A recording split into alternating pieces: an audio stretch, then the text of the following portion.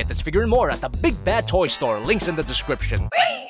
Hey, my name is Jobby, and today we're taking a look at Open and Play's Big Cannon, which is a third-party representation of the Transformers Generation 1 character, Galvatron. Galvatron made his debut in the original Transformers movie from the 80s, and he was a reformatted Megatron after he got completely wrecked by Optimus Prime, but to be fair, it was a mutual kill out of the way Hot Rod. You know, as much as I love that movie and talk it up, it really unceremoniously killed off a lot of established and beloved characters, which was an obvious attempt to wipe the shelves clean of old toys and replace them with new toys. I don't predict any other major franchise doing that anytime soon. I mean, it's just so obviously soulless. Let the past die. Kill it. If you have to.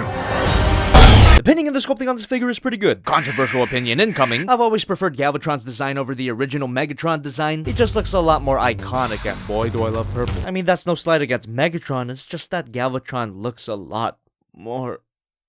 But Open and Play's version of the character is not completely faithful to the original G1 design. The proportions of the figure are just a bit too blocky, and I don't really have a clever way of putting it. This guy just feels a lot like a toy. It's definitely not a masterpiece style figure. More like a standard Hasbro leader class figure, if anything. As a matter of fact, a lot of the parts on this figure actually come from the Titans Return Galvatron. I could be wrong about that. I mean, I haven't been interested in mainstream Transformers figures in a few years. But even then, just because this figure feels more like a kid's toy doesn't mean it's a bad thing. The upside is that the figure is very playable. I mean, the vast majority of the figure is unpainted plastic, which means you don't have to worry at all about paint chipping.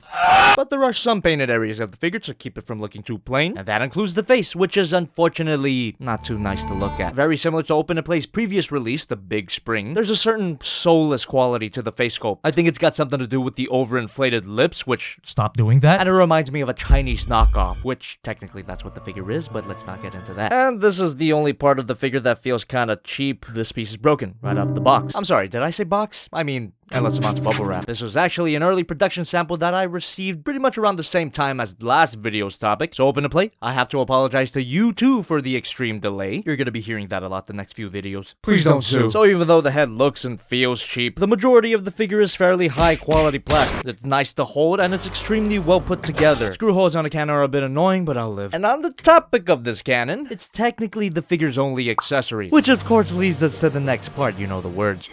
You can look up that far, and look down that far, and yes, the part is broken, but you could actually consider it an unofficial head tilt. Rotation at the shoulder, arm moves out, swivel here, double bend at the elbow, wrist swivel. These three fingers are on a hinge joint, and he can point. And that pointing finger has a middle hinge joint. Now, at first, it might seem like all hope is lost, but if you turn around the figure, untab this part, you get a joint that I should be passionate about, but a small group of people ruined it for me, thank you very much. He's got a high kick, can't move back that far, side skirt moves up, which allows for an utterly beautiful spread. A tight swivel at the thigh, bend at the knee, ankle moves up and down, and you get a decent pivot. Posability on this figure is actually really damn good. Not to mention all the joints are nice and tight, and he doesn't have awkward round boy proportions to get in the way of dynamic poses. So let's do some size comparisons. Here's Figma Motic Academy, SH Monster Godzilla, Masterpiece Optimus Prime, Masterpiece MP36 Megatron, and the Open and Play Big Spring. Wait, no, wait a minute, where's MP11? Where is he? That comedy! What the hell's an MP11? Oh, you mean the Make Toys Howling Meteor? Yeah, I could do that. So, here's something that I really should have mentioned at the beginning of the video. I mean, if you already watched the Big Spring review, you know what's coming. This obviously transforming figure does not come with a set of instructions. However, unlike Big Spring, which was a goddamn complex triple changer, the transformation on this guy is actually very intuitive and very easy to figure out. So let's just fire up that music and watch me fumble around for a few seconds.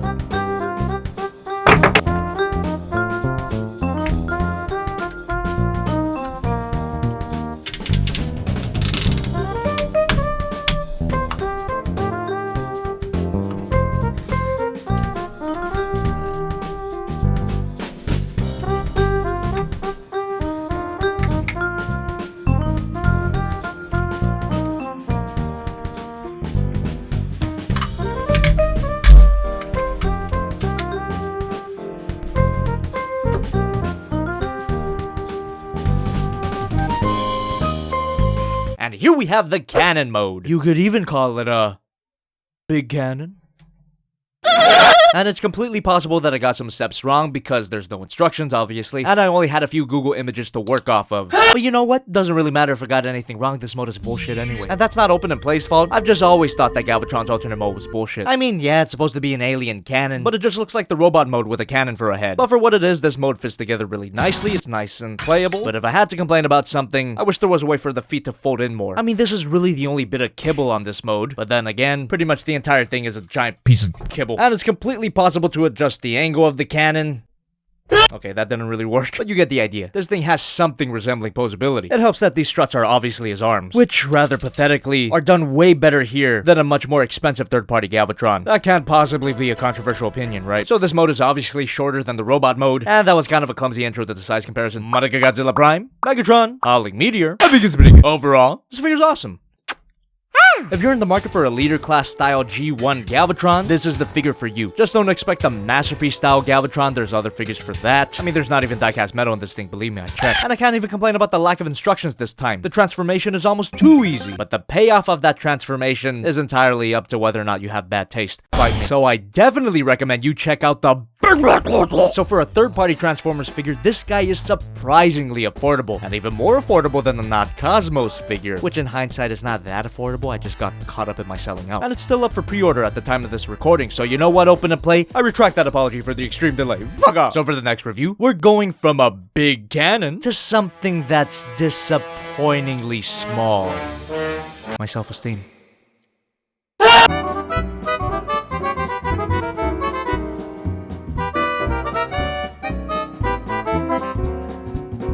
Godzilla, is that you? Here's a hint.